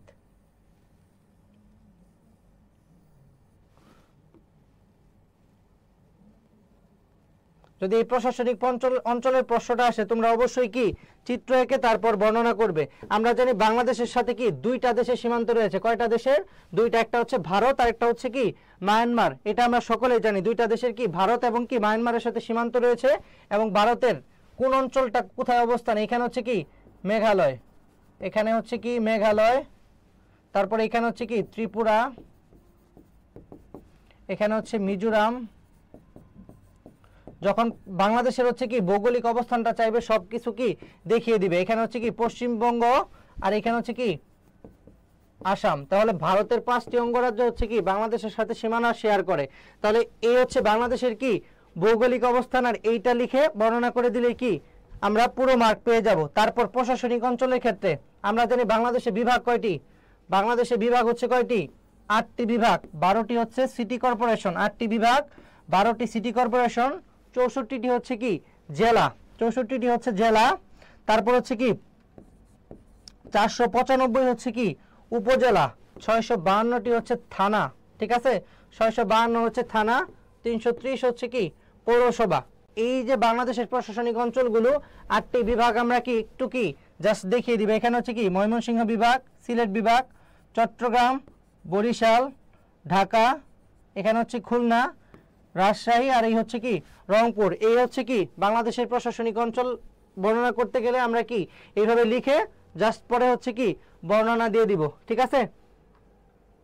তো এই হচ্ছে কি বাংলাদেশের প্রশাসনিক অঞ্চল। মানব ভূগোলের এই অঞ্চল থেকে যদি প্রশ্ন আসে এইগুলো আমরা কিভাবে আনসার করব। তারপর হচ্ছে জনসংখ্যা, জনসংখ্যার যে তত্ত্বগুলো রয়েছে, ম্যালথাসের তত্ত্ব রয়েছে, আরো যে তত্ত্বগুলো রয়েছে এগুলো কি গুরুত্বপূর্ণ। তারপর জনমিতিক উপাদান, জন্মহার, মৃত্যুহার, এই যে অপশনগুলো দেখবো একটা চিত্র দিয়ে বর্ণনা করার চেষ্টা করবে, এই অংশ থেকে প্রশ্ন আসে জন্মহার, মৃত্যুহার। তারপর বাংলাদেশের জনসংখ্যার জনমিতিক বৈশিষ্ট্য, জনমিতিক বৈশিষ্ট্যটাও অবশ্যই গুরুত্ব দিয়ে আমরা দেখব। তারপর বাংলাদেশের কৃষি, তারপর ভৌগোলিক নিয়ামক, এই যে বাংলাদেশ ভৌগোলিক অবস্থান এই কারণে হচ্ছে কি বাংলাদেশের জলবায়ু এরকম এবং সব ধরনের ফসল কি উৎপাদিত হয়। এইটার ফলে কৃষি থেকে আমরা পড়ব হচ্ছে কি কোন দেশ কি উৎপাদনে বিখ্যাত, এবং বাংলাদেশের হচ্ছে মৌসুমী কোন দুই ধরনের ফসল আমরা পাই, রবি আর হচ্ছে কি খরিফ মৌসুম। এই যে দুই মৌসুম, এই মৌসুমের ফল ফ্রুটস এবং হচ্ছে কি সবজিগুলো কি ধরনের হয় এগুলোও কিন্তু পরীক্ষা এমসিকিউ আকারে আসবে, ঠিক আছে। তারপর বিশ্বব্যাপী ধান, গম, চা, এই এর উৎপাদনগুলো, এইগুলোর উৎপাদনগুলো কোন দেশে বেশি হয়, কোন দেশ সবচেয়ে বেশি রপ্তানি আমদানি করে, এখান থেকেও কিন্তু প্রশ্ন আসে। তারপর বাংলাদেশের কৃষি যে সংস্থাগুলো যেমন হচ্ছে কি বিরি, BRRI, Bangladesh rice research institute, তারপর হচ্ছে IRRI, এটা হচ্ছে কি ইন্টারন্যাশনাল রাইস রিসার্চ ইনস্টিটিউট, এটা সদর হচ্ছে ম্যানিলায়, আর এটা হচ্ছে কোথায় গাজীপুরের জয়দেবপুরে। এরকম আরো যে গবেষণা কেন্দ্রগুলো রয়েছে যেমন ডাল গবেষণা কেন্দ্র ঈশ্বরদী পাবনা, মৎস্য গবেষণা মৎস্য প্রজাতি গবেষণাগার হচ্ছে ময়মনসিংহে, তারপর হচ্ছে মশলা গবেষণা কেন্দ্র হচ্ছে বগুড়ায়, এরকম যে পাট গবেষণা কেন্দ্র হচ্ছে কি ঢাকায়, তারপরে কৃষি যে কেন্দ্র রয়েছে সার্কের, এটা হচ্ছে কোথায় ঢাকার ফার্মগেট। এই অঞ্চল এইগুলো থেকে কিন্তু এমসিকিউ আসবে। তারপর হচ্ছে এই যে ঋতুভিত্তিক ফসল যেমন হচ্ছে রবি মৌসুম, আর হচ্ছে কি রবি মানে হচ্ছে শীতকালীন আর খরিফ মানে হচ্ছে কি গ্রীষ্মকালীন। রবি ফসল যেগুলো পাই যেমন হচ্ছে গাজর, তারপর হচ্ছে টমেটো, তারপর হচ্ছে কি বাঁধাকপি, ফুলকপি, এই যে সবজিগুলো এগুলো হচ্ছে কি শীতকালীন। এরকম করে অপশন দিয়ে বলবে এটা হচ্ছে কি কোন নিচের কোনটি রবি শস্য, নিচের কোনটি খরিফ শস্য, এরকম করে প্রশ্ন আসতে পারে। তো এইগুলো হচ্ছে কি খুবই গুরুত্বপূর্ণ, ঠিক আছে, এইগুলো আমরা খুব গুরুত্ব দিয়ে দেখব। তারপর চা উৎপাদনের জন্য বিখ্যাত কোন দেশ, গম উৎপাদনের শীর্ষে কোন দেশ, এগুলো বারবার পরীক্ষায় আসা প্রশ্ন, ঠিক আছে। তারপরে যাই আমরা হচ্ছে কি খনিজ ও শক্তি সম্পদ, খনিজ এবং শক্তি সম্পদ। বাংলাদেশের খনিজ সম্পদ বলতে আমরা কি বুঝি? প্রাকৃতিক গ্যাস, ঠিক আছে। বাংলাদেশের প্রধান খনিজ সম্পদ হচ্ছে কি প্রাকৃতিক গ্যাস, এবং কোন জায়গা থেকে কি উত্তোলিত হয় এইটা কিন্তু এমসিকিউ আকারে মাস্ট আসবে, যে বাংলাদেশের কোন অঞ্চলে, যেমন দিনাজপুরে হচ্ছে কি কয়লা, তারপর হচ্ছে চুনাপাথর বা হচ্ছে কি যে হচ্ছে তেজস্ক্রিয় বালি, এটা হচ্ছে কোথায় কক্সবাজার, তারপরে হচ্ছে চীনামাটি, সেটা হচ্ছে কি নেত্রকোনার বিজয়পুর। এই যে অংশগুলো কোথায় কোনটার অবস্থান, সবচেয়ে বড় গ্যাস ক্ষেত্র কোনটি, তিতাস, এইগুলো কিন্তু পরীক্ষায় প্রশ্ন আসে। সর্বশেষ গ্যাস ক্ষেত্র এগুলো কিন্তু পরীক্ষায় আসে। খনিজ শক্তি সম্পদ, কোনগুলো বাংলাদেশের খনিজ শক্তি সম্পদ এবং অবস্থান কোথায়, এই শক্তি সম্পদগুলোর অবস্থান কোথায়, কোন জায়গা থেকে উত্তোলিত বেশি হয়, এটা আমরা গুরুত্ব দিয়ে দেখব। ঠিক আছে। তারপর হচ্ছে শিল্প, একটা জায়গায় শিল্প স্থাপনের ক্ষেত্রে কি ধরনের অপরচুনিটিগুলো দরকার, কি ধরনের নিয়ামকগুলো দরকার, এইগুলো আছে কিনা এবং ওই শিল্পটা এই জায়গার জন্য কি বাস্তবায়ন করা উচিত কিনা, এইগুলো কি আমরা বর্ণনা করে দেখব। এই তো প্রথম প্রশ্ন হচ্ছে কি শিল্প গড়ে ওঠার নিয়ামকগুলো। তারপর শিল্প উৎপাদন, বন্টন, লৌহ ইস্পাত শিল্প, এইগুলো নিয়ে আমরা কি, যেমন হচ্ছে কি কাগজ শিল্পের জন্য কি বিখ্যাত হচ্ছে, কাগজ শিল্পের জন্য বিখ্যাত হচ্ছে কানাডা। তো এই যে কোন শিল্পের জন্য, ইস্পাত এবং লৌহ শিল্পের জন্য হচ্ছে চীন। তো এইগুলো হচ্ছে কি কোনটা কোন শিল্পের জন্য বিখ্যাত, এগুলো আমরা দেখব। তারপরে বাংলাদেশের প্রধান শিল্প, চিনি, সিমেন্ট, সার, তৈরি পোশাক, সবচেয়ে বেশি রপ্তানি করা হচ্ছে কি তৈরি পোশাক থেকে। বাংলাদেশ সবচেয়ে বেশি রপ্তানি করা হচ্ছে কি তৈরি পোশাক থেকে। তৈরি পোশাক রপ্তানিতে বাংলাদেশ হচ্ছে কি দ্বিতীয়, বাংলাদেশ হচ্ছে দ্বিতীয়, চীন হচ্ছে প্রথম। তৈরি পোশাক রপ্তানিতে বাংলাদেশ হচ্ছে কি প্রথম, বাংলাদেশ হচ্ছে দ্বিতীয়, চীন হচ্ছে কি প্রথম। তো এইগুলো আমরা খুব মনোযোগ দিয়ে দেখব। ঠিক আছে। এই হচ্ছে আমাদের চূড়ান্ত সাজেশন। এই জায়গা থেকে হচ্ছে কি আমরা ইনশাআল্লাহ সর্বোচ্চ সংখ্যক কমন পাবো। ঠিক আছে। যারা এখনো ক্লাসটি শেয়ার করনি তারা হচ্ছে কি ক্লাসটা শেয়ার করে রাখো, আর হচ্ছে কি আমি যে লিঙ্কটা দিয়েছি এখানে নক করে রাখো, তাহলে হচ্ছে কি তোমাদের এই পিডিএফটা আমি দিয়ে দিতে পারবো। ঠিক আছে। যারা এখনো ক্লাসটি শেয়ার করনি তারা অবশ্যই ক্লাসটি এখন শেয়ার করে রাখো আর এই লিঙ্কে নক করে রাখো, তাহলে হচ্ছে আমি পিডিএফটা সহজে তোমাদের দিতে পারবো। এই হচ্ছে তোমাদের দ্বিতীয় পত্রের যে সাজেশনটি, এই হচ্ছে দ্বিতীয় পত্রের সাজেশন। এই অংশগুলো মাস্ট পরীক্ষার আগে রিভিশন দিয়ে তারপর পরীক্ষার হলে যাবে, দেখবে তোমাদের যে 5টা প্রশ্ন লিখতে হয় এই 5টা প্রশ্ন এখান থেকেই কমন থাকবে। ঠিক আছে। তো এখন আসবো আমরা হচ্ছে কি প্রশ্ন সমাধানে। দেখো প্রথম প্রশ্ন, হিলি স্থলবন্দরটি বাংলাদেশের কোথায় অবস্থিত। দেখো বাংলাদেশের ভৌগোলিক অবস্থান, বাংলাদেশের প্রশাসনিক অঞ্চল, এই জায়গা থেকে কি এই প্রশ্নটা এসেছে। তো এইটার উত্তর করে দাও সবাই, দ্রুত সময়ের ভিতরে উত্তর করলে আমরা কি দ্রুত সময়ের ভিতরে ক্লাসটা শেষ করতে পারবো। দ্রুত উত্তর করে দাও, প্রথম প্রশ্নের উত্তর কি হবে। সবাই একটু দ্রুত উত্তর করার চেষ্টা করি, তাহলে আমরা কি দ্রুত সময়ের ভিতরে ক্লাসটি শেষ করতে পারবো।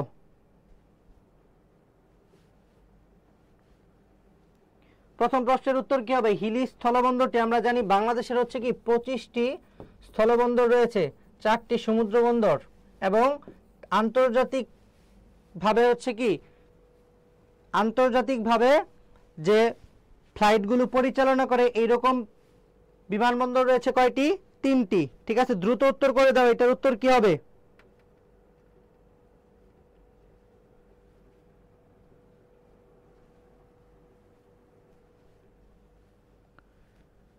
উত্তর করে দাও, প্রথম প্রশ্নের উত্তর কি হবে।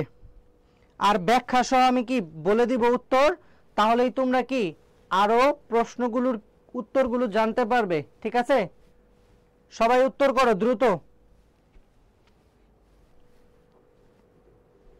প্রথম প্রশ্নের উত্তর কি হবে, হিলি স্থলবন্দরটি বাংলাদেশের কোথায় অবস্থিত। প্রথম প্রশ্ন। তোমাদের উত্তর করার পর আমি ব্যাখ্যা সহ উত্তর বলে দিব। দ্রুত উত্তর করো সবাই।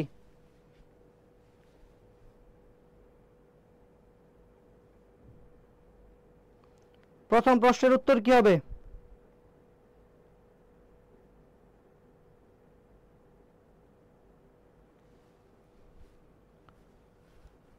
প্রথম প্রশ্নের উত্তর হবে কি দিনাজপুর। আমরা জানি হিলি এবং বিরল এই দুইটি স্থলবন্দর কোথায় অবস্থিত, হিলি বিরল এই দুইটি স্থলবন্দর হচ্ছে কি দিনাজপুরের, এই দুইটি স্থলবন্দর হচ্ছে কি দিনাজপুরের। তাহলে এটার উত্তর কি হবে দিনাজপুর।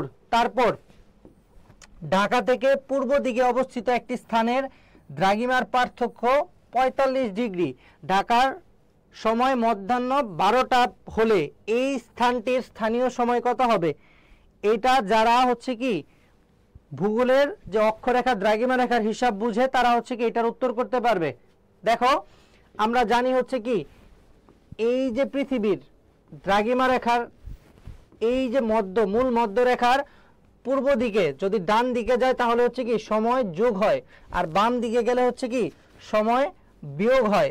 এটা আমরা সকলেই জানি। যদি ডান দিকে যায় মানে হচ্ছে পূর্ব দিকে যায়, তাহলে হচ্ছে কি হয় সময় যোগ করতে হয়, আর যদি বাম দিকে যায় তাহলে হচ্ছে কি সময় বিয়োগ করতে হয়। 1 ডিগ্রির জন্য 4 মিনিট করে সময় কি যোগ করতে হয় যদি পূর্ব দিকে যায় বা ডান দিকে যায়। আর বাম পাশে গেলে পশ্চিম দিকে গেলে হচ্ছে কি বিয়োগ করতে হয়। তাহলে বাংলাদেশের অবস্থান হচ্ছে কি আমরা জানি যে 90 ডিগ্রি পূর্ব দ্রাঘিমায় এই জায়গায় অবস্থিত। তাহলে এটার সাথে হচ্ছে কি 4 মিনিট করে গুণ করলে হচ্ছে কি 6 ঘন্টা হয়। তাই এটার জন্য বাংলাদেশ টাইমের সাথে কি করা হয় 6 ঘন্টা যোগ করা হয়। ঠিক আছে, তো দেখো এইখানে হচ্ছে কি 45 ডিগ্রি বাংলাদেশের এর থেকে 45 ডিগ্রি। তাহলে এটার সাথে আমরা 4 দিয়ে গুণ করলে পরে পাই কি 3 ঘন্টা। তাহলে 3 ঘন্টা যোগ করলে হয় কি এটার উত্তর 12টা 1টা 2টা 3টা। তাহলে এটার উত্তর কি হবে?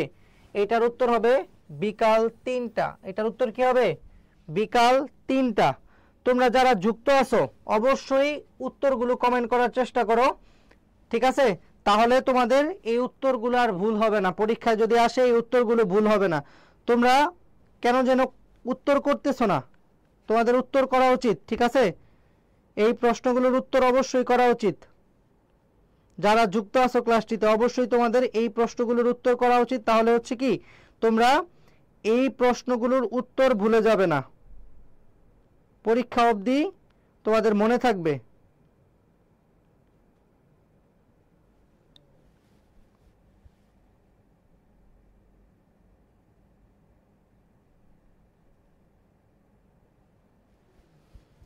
ওকে, আমি উত্তরগুলো বলে দিচ্ছি, দেখো। তারপর বন্যা নিয়ন্ত্রণে সাধারণ ব্যবস্থাপনার অন্তর্ভুক্ত নয় কোনটি? বন্যা নিয়ন্ত্রণে সাধারণ যে ব্যবস্থাপনাগুলো রয়েছে, যেমন হচ্ছে নদী শাসন ব্যবস্থা সুনিশ্চিত করা, নদীর 2 তীরে বনাঞ্চল সৃষ্টি করা, তো সাধারণ ব্যবস্থাপনার অন্তর্ভুক্ত নয়। এটা হচ্ছে কি নদী খননের মাধ্যমে পানি পরিবহন সক্ষমতা বৃদ্ধি করা, এটা হচ্ছে কি সাধারণ ব্যবস্থার অন্তর্ভুক্ত নয়। আমি উত্তরগুলো বলে দিচ্ছি, যেহেতু হচ্ছে কি তোমরা উত্তরগুলো আনসার করতেছো না কমেন্ট করে, সেক্ষেত্রে আমি কি উত্তরগুলো বলে দিচ্ছি দ্রুত সময়ের ভিতরে। দেখো, নিচের কোনটি কৃষি আবহাওয়াজনিত আপদ? কৃষি আবহাওয়াজনিত আপদ মানে হচ্ছে কৃষির জন্য বিপজ্জনক নিচের কোনটি? কৃষির জন্য বিপজ্জনক নিচের কোনটি? ভূমিকম্প, সুনামি, ভূমিধস না খরা? নিচের কোনটি কৃষি আবহাওয়াজনিত? মানে কৃষি আবহাওয়াজনিত আপদ এইটা হলে যে কি হয়, যে কৃষির ফসল উৎপাদন ব্যাহত হয়। তাহলে কোনটা সবচেয়ে গুরুত্বপূর্ণ ভূমিকা রাখে? দেখো, যারা যুক্ত আছো অবশ্যই হচ্ছে কি উত্তরটা করে ফেলো দ্রুত সময়ের ভিতরে, তারপর আমি উত্তর করে দিচ্ছি। তাহলে এটার উত্তর কি হবে? নিচের কোনটি কৃষি আবহাওয়াজনিত আপদ? তাহলে এটা কি হবে? সেটা হচ্ছে কি খরা। সেটা হবে কি খরা। এই খরার ফলে হচ্ছে কি সকল ফসল নষ্ট হয়ে যায়। তারপর যাই, বায়ু দূষণের জন্য সর্বাধিক দায়ী গ্যাস কোনটি? বায়ু দূষণের জন্য সর্বাধিক দায়ী দেশ কোনটি? ঠিক আছে, বায়ু দূষণের জন্য সর্বাধিক দায়ী গ্যাস কোনটি? আমি বারবার কি দেশ বলে ফেলতেছি, কারণ আগে ধরে হয়েছে যে দায়ী, এর জন্য কি দেশ বলে ফেলতেছি। দেখো, এইটার উত্তর কি হবে? বায়ু দূষণের জন্য সর্বাধিক দায়ী গ্যাস কোনটি? যারা যুক্ত আছে অবশ্যই এটার উত্তর করে দাও, তারপরে আমি এটার উত্তর বলে দিচ্ছি। দ্রুত সময়ের ভিতরে উত্তর করার চেষ্টা করো সবাই। বায়ু দূষণের জন্য সর্বাধিক দায়ী গ্যাস কোনটি? এটা হচ্ছে কি সিএফসি, মানে হচ্ছে ক্লোরোফ্লোরোকার্বন। এটা হচ্ছে সর্বোচ্চ দায়ী। বায়ু দূষণের জন্য সবচেয়ে বেশি দায়ী হচ্ছে কি ক্লোরোফ্লোরোকার্বন। তারপর জনমিতিক ট্রানজিশন মডেলের ব্যাখ্যা প্রদান করেন কে? জনমিতিক ট্রানজিশন মডেলের ব্যাখ্যা প্রদান করেন কে? জনমিতিক ট্রানজিশন মডেলের ব্যাখ্যা প্রদান করেন কে? Stephen Thomson. কে প্রদান করেন? Stephen Thomson. স্টিফেন থমসন হচ্ছে কি জনমিতিক ট্রানজিশন মডেলের ব্যাখ্যা প্রদান করেন। তারপর জাতিসংঘ কর্তৃক আয়োজিত রিও সম্মেলন কি নামে পরিচিত? রিও সম্মেলন কি নামে পরিচিত? জাতিসংঘ কর্তৃক যে আয়োজিত রিও সম্মেলন এটা হচ্ছে কি নামে পরিচিত? আমরা এটার সাথে কয়েকটা দিবস একটু কি পরিবেশ সংক্রান্ত দিবসগুলো এটা আমরা একটু মনে রাখি, ঠিক আছে? 5 জুন হচ্ছে কি বিশ্ব পরিবেশ দিবস, 22 এপ্রিল বিশ্ব ধরিত্রী দিবস, ঠিক আছে? বিশ্ব ধরিত্রী দিবস হচ্ছে কি 22 এপ্রিল। তাহলে এটার সাথে মিলিয়ে আমরা কি পড়ব, বা 5 জুন হচ্ছে কি বিশ্ব পরিবেশ দিবস, 22 এপ্রিল হচ্ছে কি ধরিত্রী দিবস। আর এই আয়োজিত রিও সম্মেলনটা কি ধরিত্রী সম্মেলন নামে আখ্যায়িত করা হয়। কি সম্মেলন?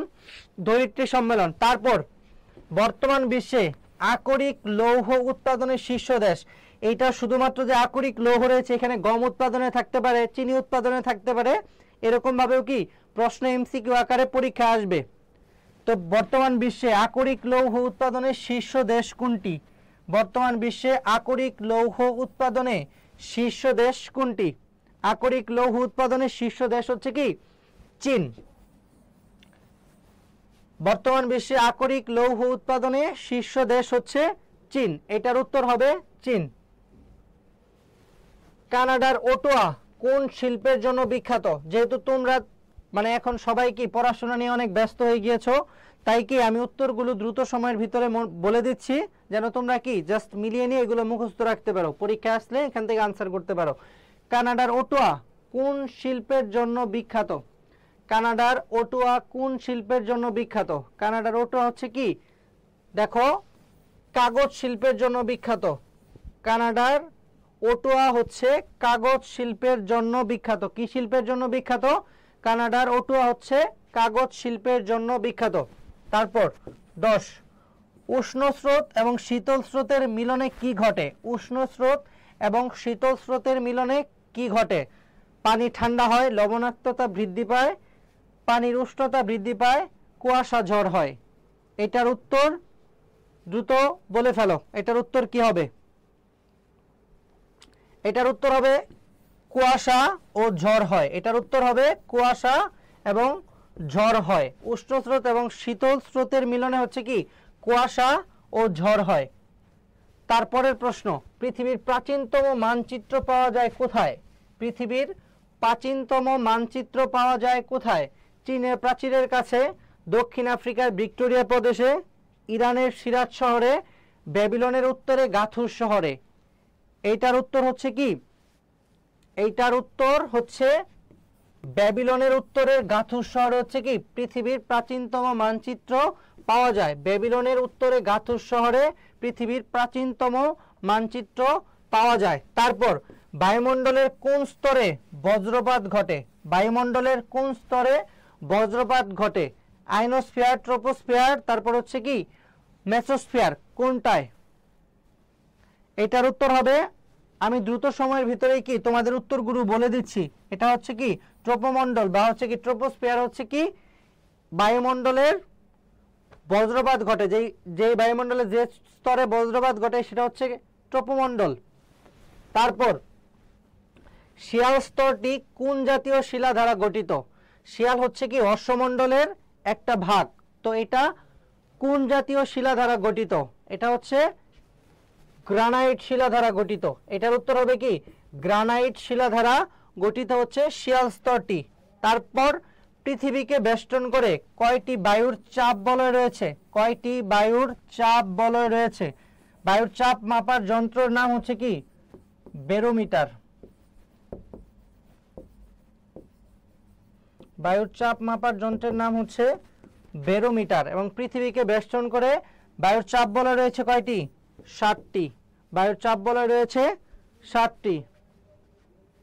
তারপর বায়ুমণ্ডলের কোন উপাদান জলবায়ু নিয়ন্ত্রণে বিশেষ ভূমিকা রাখে? বায়ুমণ্ডলের কোন উপাদান জলবায়ু নিয়ন্ত্রণে বিশেষ ভূমিকা রাখে? বায়ুমণ্ডলের কোন উপাদান জলবায়ু নিয়ন্ত্রণে বিশেষ ভূমিকা রাখে? বায়ুমণ্ডলের কোন উপাদান? এটা হচ্ছে কার্বন ডাইঅক্সাইড। এটা হচ্ছে কার্বন ডাইঅক্সাইড। বায়ুমণ্ডলের যে উপাদান সবচেয়ে বেশি কি জলবায়ু নিয়ন্ত্রণে ভূমিকা রাখে, এটা হচ্ছে কার্বন ডাইঅক্সাইড। তারপর বাংলাদেশের প্রধান খনিজ সম্পদ। বাংলাদেশের প্রধান খনিজ সম্পদ হচ্ছে কয়লা, প্রাকৃতিক গ্যাস, আকরিক লৌহ, কোনটা? বাংলাদেশের প্রধান খনিজ সম্পদ হচ্ছে কি প্রাকৃতিক গ্যাস। খনিজ সম্পদ হচ্ছে প্রাকৃতিক গ্যাস। তারপর সর্বাধিক রাসায়নিক বিচূর্ণী ভ্রমণ ঘটে পৃথিবীর কোন অঞ্চলে? সর্বাধিক রাসায়নিক বিচূর্ণী ভ্রমণ ঘটে পৃথিবীর কোন অঞ্চলে? সর্বাধিক রাসায়নিক বিচূর্ণী ভ্রমণ ঘটে পৃথিবীর কোন অঞ্চলে? এটার উত্তর হবে ক্রান্তীয় মৌসুমী অঞ্চলে। ক্রান্তীয় মৌসুমী অঞ্চলে। তারপর বাংলাদেশের সর্ববৃহৎ গ্যাস ক্ষেত্র। বাংলাদেশের সর্ববৃহৎ গ্যাস ক্ষেত্র হচ্ছে তিতাস। সর্ববৃহৎ গ্যাস ক্ষেত্র হচ্ছে কি? তিতাস। বাংলাদেশের সর্ববৃহৎ গ্যাস ক্ষেত্র তিতাস। সর্ববৃহৎ গ্যাস ক্ষেত্র হচ্ছে তিতাস। যারা এখন উত্তর করার চেষ্টা করতেছো, উত্তর করতে হবে না, তোমরা জাস্ট কি এই উত্তরগুলো আমি মার্ক করে দিচ্ছি, এইগুলো মুখস্থ করে তোমরা তোমাদের এখন যে সময়টুকু রয়েছে এই সময়টুকু আর ওয়েস্ট করো না, পড়াশোনার সাথেই থাকো এবং সর্বোচ্চ চেষ্টা করো, ঠিক আছে? তাহলেই তোমরা তোমাদের যে কাঙ্ক্ষিত রেজাল্ট সেটা অর্জন করতে পারবে। নিচের কোনটি খনিজ? নিচের কোনটি খনিজ? এটা হচ্ছে ক্যালসাইট। নিচের কোনটি খনিজ? এটার উত্তর হবে ক্যালসাইট। নদীর সঞ্চয়জাত ভূমিরূপ কোনটি? নদীর সঞ্চয়জাত ভূমিরূপ কোনটি? এটার উত্তর হবে পলল পাখা। এটার উত্তর কি হবে? পলল পাখা। হ্যাঁ, যে উত্তর করেছো তিতাস তার উত্তর সঠিক হয়েছে, ঠিক আছে? তারপর হচ্ছে দেখো, বাংলাদেশের কোন ক্ষুদ্র নৃগোষ্ঠী রাজশাহী অঞ্চলে বসবাস করে? রাজশাহী অঞ্চলে বসবাস করে কোন ক্ষুদ্র নৃগোষ্ঠী? আমরা জানি সাঁওতাল এবং ওরাও। সাঁওতাল এবং ওরাও এই ক্ষুদ্র নৃগোষ্ঠী বসবাস করে কোথায়? রাজশাহী অঞ্চলে। ম্যানগ্রোভ অর্থ কি? ম্যানগ্রোভ 22। ম্যানগ্রোভ অর্থ কি? কেওড়া বন, শালবন, উপকূলীয় বন, চিরহরিৎ বন। ম্যানগ্রোভ বনাঞ্চলের আরেকটা নাম রয়েছে, এটা হচ্ছে কি? দেখো, বাদাবন। সুন্দরবনের আরেক নাম হচ্ছে কি? বাদাবন। কি নাম সেটা? বাদাবন। তাহলে ম্যানগ্রোভ অর্থ হচ্ছে উপকূলীয় বন। ম্যানগ্রোভ অর্থ হচ্ছে কি? উপকূলীয় বন। এটার উত্তর হবে উপকূলীয় বন। কোন বছরে মৃত্যুবরণকারী মোট জনসংখ্যা ভাগ হচ্ছে বছরের মধ্যকালে মোট জনসংখ্যা ইনটু 1000। সূত্রটি দ্বারা কি নির্ণয় করা হয়? সূত্রটি দ্বারা কি নির্ণয় করা হয়? আমরা সূত্রটি দেখেই বুঝতে পারতেছি। এটার উত্তর কি হবে? স্থূল মৃত্যুহার। এটার উত্তর হবে স্থূল মৃত্যুহার। এটার উত্তর হবে কি? স্থূল মৃত্যুহার। 24। কোন প্রক্রিয়ায় পৃথিবীর উচ্চতম ভঙ্গিল পর্বতসমূহ তৈরি হয়? কোন প্রক্রিয়ায়? ভঙ্গিল পর্বতের আরেক নাম আমরা জানি যে ভাঁজ পর্বত। ভঙ্গিল পর্বতের আরেক নাম আমরা জানি হচ্ছে কি? ভাঁজ পর্বত। তাহলে ভাঁজ পর্বত এখানে ইংলিশ দিয়ে লেখা থাকলেও কি ফোল্ডিং, এই অর্থ দেখলেই তো আমরা বুঝতে পারতেছি। তো ভাঁজ পর্বত সৃষ্টি হয় কিসের মাধ্যমে? ভাঁজের মাধ্যমে। 25। যারা উত্তর করার চেষ্টা করতেছো অবশ্যই ধন্যবাদ যে উত্তর করার চেষ্টা করতেছো, ঠিক আছে? তারপর আমি উত্তরগুলো দ্রুত বলে দিচ্ছি যেন হচ্ছে ক্লাসটি শেষ করে তোমরা এই সাজেশনটা ফলো করে কি তোমরা পড়তে পারো এবং সর্বোচ্চ সংখ্যক কমন নিশ্চিত করতে পারো, ঠিক আছে? এই সাজেশনটা অবশ্যই তোমরা পরীক্ষায় ফলো করে যাবে, দেখবে এইখান থেকেই তোমরা কি তোমাদের যে কাঙ্ক্ষিত 5টা প্রশ্ন আনসার করতে হয় কমন পেয়ে যাবে, ঠিক আছে? তাহলে 25 উত্তর কি হবে? বাংলাদেশে কালবৈশাখী ঝড় কোন দিক থেকে আসে? বাংলাদেশে কালবৈশাখী ঝড় কোন দিক থেকে আসে? বাংলাদেশে কালবৈশাখী ঝড় কোন দিক থেকে আসে? উত্তর পশ্চিম, উত্তর পূর্ব, দক্ষিণ পশ্চিম না দক্ষিণ পূর্ব? কোন দিক থেকে আসে? যারা উত্তর করার চেষ্টা করতেছো তাদেরকে অসংখ্য ধন্যবাদ, ঠিক আছে? এবং যারা ক্লাসটি শেয়ার করেছো তারা হচ্ছে কি অবশ্যই ইনবক্সে নক করে রাখবে, আমি যেন পিডিএফটা দিতে পারি তোমাদের। এইটার উত্তর কি হবে? বাংলাদেশে কালবৈশাখী ঝড় হয় উত্তর পশ্চিম। কালবৈশাখী ঝড় হয় কোথা, কোন দিক থেকে কোন দিকে? উত্তর পশ্চিম। তারপর ভূত্বকের প্রধান উপাদান কোনটি? এখানে অপশন বিবেচনায় ভূত্বকের প্রধান উপাদান হবে কি? অক্সিজেন। ভূত্বকের প্রধান উপাদান হবে এখানে অক্সিজেন। তারপর 27 নম্বর, প্রবল জোয়ার ভাটার সময়ে কি হয়? মানে প্রবল জোয়ার ভাটার কারণ এই সময় কি হয়? প্রবল জোয়ার ভাটার কারণ কি হয় এই সময়ে? এই সময় কি হয়? সূর্য চন্দ্র পৃথিবী একই সরল রেখায় অবস্থান করে। কি করে? সূর্য চন্দ্র পৃথিবী একই সরল রেখায় অবস্থান করে কখন?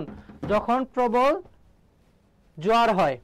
তারপর শৈলোৎক্ষেপ বৃষ্টিপাতের প্রধান কারণ কোনটি? আমরা জানি শৈলোৎক্ষেপ বৃষ্টিপাতটা হয় কি পাহাড়ে বাধাপ্রাপ্ত হয়ে, মেঘগুলো পাহাড়ে বাধাপ্রাপ্ত হয়ে তখনই কি এই শৈলোৎক্ষেপ বৃষ্টিপাতটা হয়। তাহলে শৈলোৎক্ষেপ বৃষ্টিপাতের প্রধান কারণ কোনটি? শৈলোৎক্ষেপ বৃষ্টিপাতের প্রধান কারণ হচ্ছে কি জলীয় বাষ্পপূর্ণ বায়ু পর্বতে বাধাপ্রাপ্ত হওয়া। কিসে বাধাপ্রাপ্ত হওয়া? পর্বতে বাধাপ্রাপ্ত হওয়া।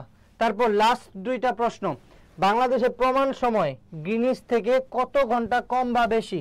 আমি বলেছিলাম যে হচ্ছে কি মূল মধ্যরেখা থেকে, মানে পৃথিবীতে এরকম মূল মধ্যরেখা থেকে যত পূর্ব দিকে যাবে তত হচ্ছে কি সময় যোগ হবে, আর যত পশ্চিম দিকে যাবে সময় বিয়োগ হবে। এবং বাংলাদেশ হচ্ছে কি মূল মধ্যরেখা থেকে 90 ডিগ্রি, এই যে পূর্ব দ্রাঘিমা রেখা এখানে অবস্থিত, বাংলাদেশের মাঝখান দিয়ে কি 90 ডিগ্রি পূর্ব দ্রাঘিমা রেখা গিয়েছে। তো এখানে হচ্ছে কি 360 মিনিট, এটাকে ভাগ করলে হয় কি 6 ঘন্টা। আমরা জানি যে 1 ডিগ্রির জন্য হচ্ছে কি 4 মিনিট করে সময় কি বেড়ে যায়, ঠিক আছে। তো এর জন্য হবে কি বাংলাদেশের সাথে হচ্ছে কি কয় ঘন্টা? 6 ঘন্টা হচ্ছে কি যোগ করতে হয়। এই যে মূল মধ্যরেখা রয়েছে, এই মধ্যরেখার ডান দিকে অবস্থান হওয়ার কারণে বাংলাদেশের সাথে কি করা হয়? 6 ঘন্টা যোগ করা হয়। তারপর বাংলাদেশের সবচেয়ে উঁচু পাহাড় কোনটি? সব থেকে উঁচু পাহাড়, পাহাড় এবং পর্বতের কিন্তু সূক্ষ্ম একটা তফাৎ রয়েছে। পাহাড়গুলো হচ্ছে কি ছোট মাঝারি আকৃতির, আর হচ্ছে যেগুলো হচ্ছে 1000 মিটারের উপরে সেইগুলো হচ্ছে পর্বত। তাহলে বাংলাদেশের সবচেয়ে উঁচু পাহাড়, গুরুত্বপূর্ণ যে পাহাড়গুলো এগুলো পরীক্ষায় আসে, যেমন চিম্বুক পাহাড়, এর অবস্থান কোথায়? বান্দরবান। চিম্বুক পাহাড়ের অবস্থান হচ্ছে কি বান্দরবান। তারপরে গারো পাহাড়, গারো পাহাড় হচ্ছে ময়মনসিংহ, এগুলোর অবস্থানও পরীক্ষায় আসে। তারপরে চন্দ্রনাথ পাহাড়, এই চন্দ্রনাথ পাহাড় হচ্ছে চট্টগ্রামের সীতাকুণ্ড, চট্টগ্রামের সীতাকুণ্ড। তারপর জয়ন্তিকা পাহাড়,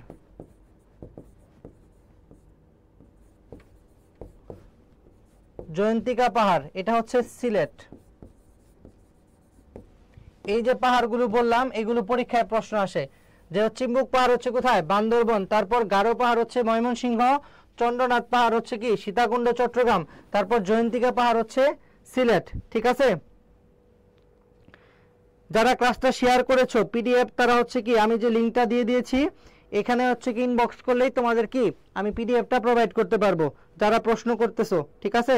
তোমরা এইখানে নক করলে হচ্ছে কি আমি পিডিএফটা তোমাদের দিয়ে দিতে পারবো।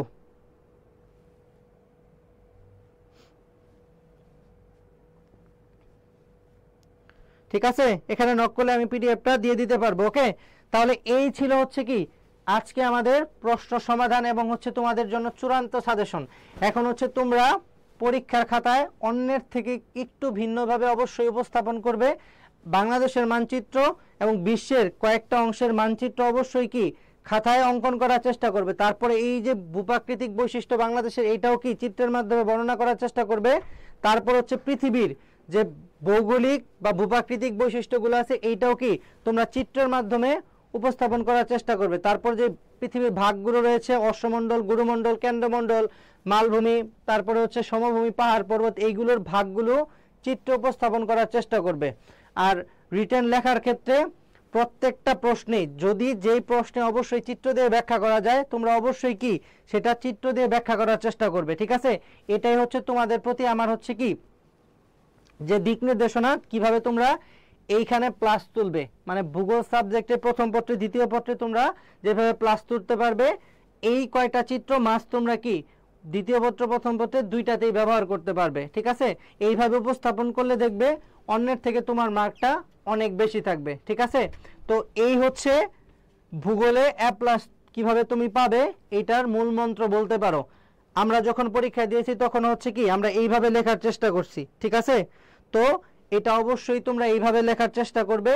এবং প্রশ্ন লেখার ক্ষেত্রে তোমাদের আমি আগে একটা ক্লাসে কি অবশ্যই দেখিয়েছিলাম যে এইভাবে এমসিকিউ এবং এইভাবে হচ্ছে সিকিউ লিখতে হবে। এমসিকিউ তোমার জাস্ট মার্ক করবে, যেভাবে সৃজনশীলটা লিখতে হয় এটা আমি বলে দিয়েছিলাম ক্লাসে। আর আজকে শুধু ভূগোলের জন্য বললাম যে এইভাবে তোমরা চিত্র দিয়ে সবচেয়ে বেশি বিশ্লেষণ করার চেষ্টা করবে, তাহলে হচ্ছে কি আশানুরূপ মার্ক তোমরা পাবে।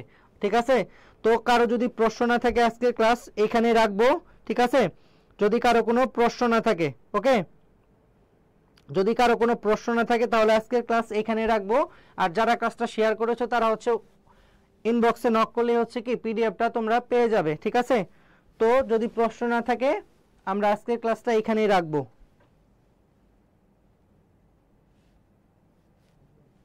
যদি তোমাদের কোনো প্রশ্ন না থাকে, আশা করছি তোমাদের কোনো প্রশ্ন নেই। তো সবাই ভালো থাকো, সুস্থ থাকো, এবং লাস্ট কয়টা দিন তোমাদের কি অবশ্যই সুস্থ থাকাটা জরুরি, এবং সর্বোচ্চ সংখ্যক যতটুকু সম্ভব তোমার দ্বারা কি পড়াশোনা করা। এই পড়াশোনাটা এই সময় করলে হচ্ছে কি তুমি আগে যে ফাঁকি দিয়েছো সেটা কি পূরণ করতে পারবে। তো সুস্থ থাকতে হবে এবং লাস্ট এই কয়টা দিন খুব পড়াশোনার ভিতরে থাকতে হবে। তো এই প্রত্যাশা সকলের জন্য অনেক অনেক দোয়া এবং শুভকামনা রইল তোমাদের এইচএসসি পরীক্ষায় খুব ভালো একটা কি কাঙ্ক্ষিত ফলাফল করে পরবর্তীতে তোমরা বিশ্ববিদ্যালয়ে যাওয়ার যে পথটা সেটা সুগম করো।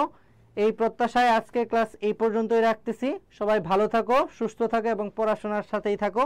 আল্লাহ হাফেজ।